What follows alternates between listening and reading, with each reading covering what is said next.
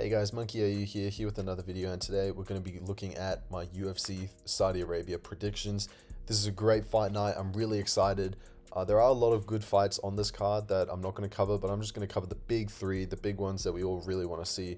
The first one, Sergey Pavlovich versus... I honestly forgot how to pronounce this guy's name. I'm just going to call him Rozenstruik.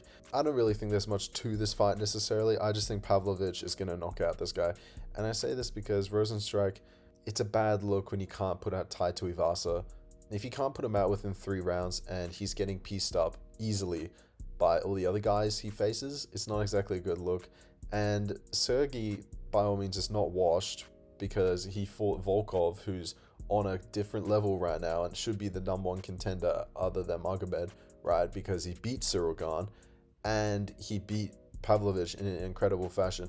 That fight caught me so off guard that, frankly, I just think Pavlovich can only be outdone by really skilled top 3 worthy fighters, right? I'm talking about the Volkovs and the Aspinalls of the world. I don't think he's going to be outdone by someone like Rozenstruik, no offense to him.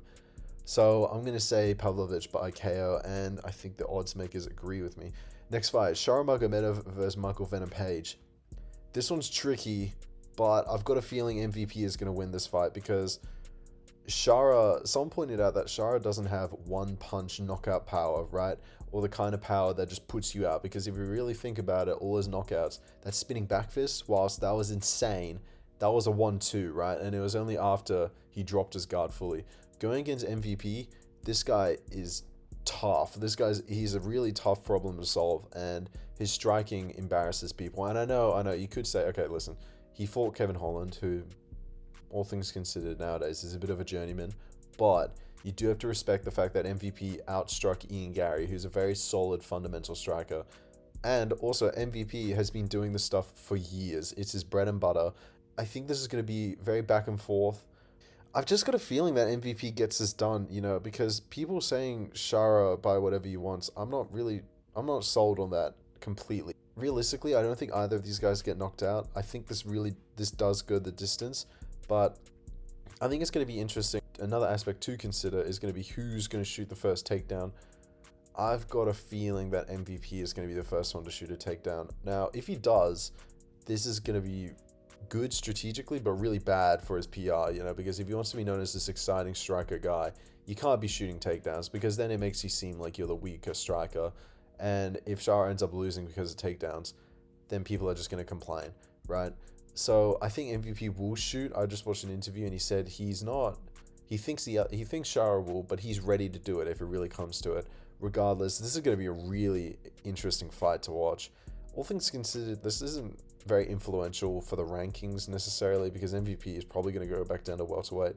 This is just a fun, exciting fight. And frankly, I'm glad we got this kind of fight because everyone, well, me in particular, I've been asking for the MVP Wonderboy fight.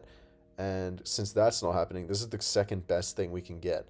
So 2 karate, taekwondo-ish fighters. It's going to be really exciting. I can't wait to see it. Main event, Israel Adesanya versus Nasruddin Imavov. Now, I'm going to say Adesanya by decision. And here's my logic behind it. Nasruddin Imavov he's good across all areas.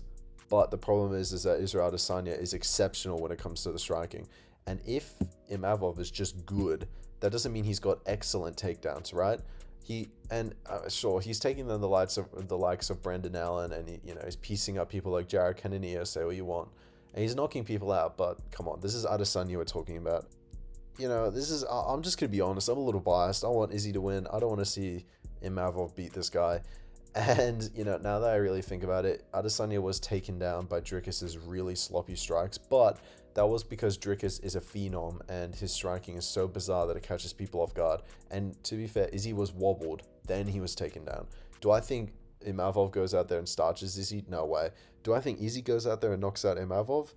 Probably not. If I had to if I was going to bet money on this, I'd go Adesanya by decision because I don't think he's going to knock him out, but it's going to be close. I think this is going to be a 3-2 kind of fight. This is 5 rounds, I'm pretty sure.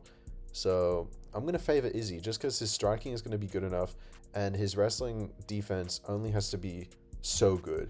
It doesn't have to be exceptional. It just has to be enough to stop whatever Imavov's throwing. And then from there, Adesanya, if he's going to bring back that striking energy he had at 305, he's going to make easy work of Imavov. It's the truth.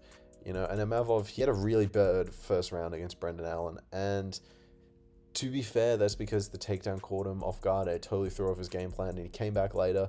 But I don't know. I think one massive hit from Adesanya, one beautiful counter, and then he's in some serious trouble. And also, Adesanya's really leveled up. If we see the 305 version of Adesanya, we're going to see body strikes, we're going to be seeing knees, we're going to be seeing mix-ups, and not the typical teep from, you know, the back in the day, 2022 Adesanya. We're going to see the 2024 305 Adesanya, definitely going with Israel Adesanya. So yeah, that just about does it for the video. Make sure to leave a like, drop a comment, tell me what you guys think down in the comments below. How good is this for a fight night as well, right? Because considering we have 312 right after this seems better than 312. I'm just saying how it is, because let's be honest, there's only one good fight on 312.